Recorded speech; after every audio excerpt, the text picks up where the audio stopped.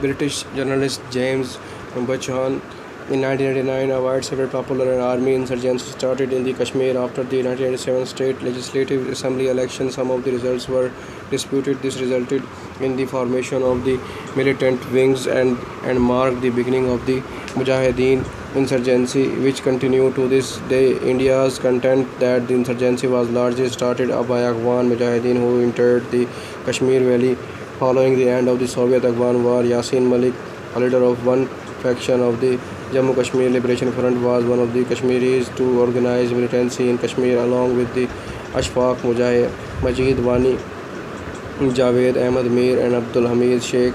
Since 1995, Malik has renounced the use of violence and calls for strictly peaceful method to resolve the disputes. Malik developed differences with one of the senior leader Farooq Siddiqui, alias Farooq Papa, for signing demands for an independent Kashmir and trying to cut a deal with the Indian Prime Minister. This resulted in a split in which Bitta Karat, Salim Nanahaji and the other senior comrades joined Farooq Papa. Pakistan claims these insurgents are Jammu and Kashmir citizens and are rising up against the Indian Army as a part of an independence movement. Amnesty International has accused security forces in Indian-controlled Kashmir of exploiting an army force's special power act that enables them to hold the prisoner without trial.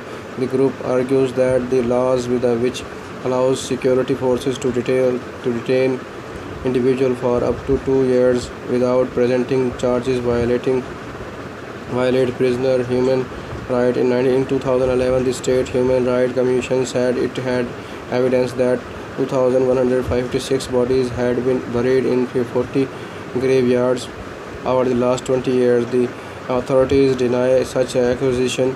The security forces say they identified dead are militants who have originally come from outside India. They also say that many of the missing people have crossed into Pakistan administered Kashmir to engage in militancy. However, according to the State Human Rights Commission, among the identified bodies, 554 were those of disappeared locals, and according to the Amnesty International annual human rights reports, it's 2012, it was sufficient for the believing the security forces claim that they were militants.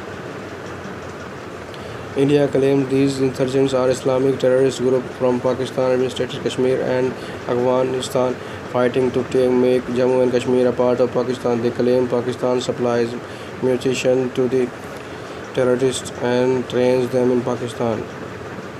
India states that the terrorists have killed many citizens in Kashmir and committed a human rights violation while denying that their own army forces are responsible for human rights abuses. On a visit in Pakistan in 2006, former Chief Minister of Kashmir Umar Abdullah remarked that foreign militants were engaged in reckless killings and mayhem in the name of religions. The Indian government has said militancy is now on the decline.